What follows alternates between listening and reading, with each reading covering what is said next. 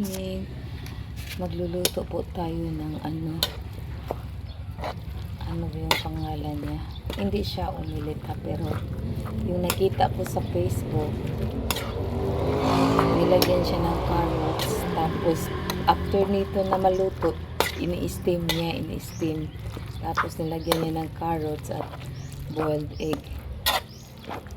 Para siyang omelette, pero iba-iba yung pagkaluto, pina-steam niya.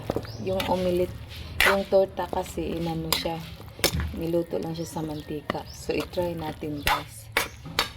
Palulutuin po muna to. Then, lagyan ng green peas,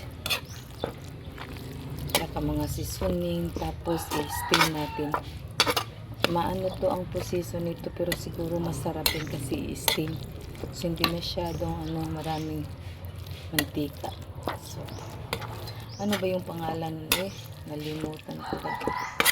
Nilagyan niya sa ilalim ba ng carrots, tsaka hotdog,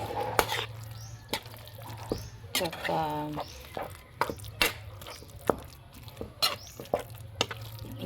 boiling eggs. Tapos in-steam niya ng 30 minutes. So gagawin po natin to guys. Okay guys, have a nice day. Lulutuin muna natin to. Have a blessed Sunday everyone. Bye bye until next time. Nasa labas ako. Nagluluto din hanggang maubos tong kahoy na to para malinis. Ito mga sobra-sobra lang namin sa mga yung mga scaffolding sa bahay namin dati. Okay guys, have a nice day. Ingat sa lahat po.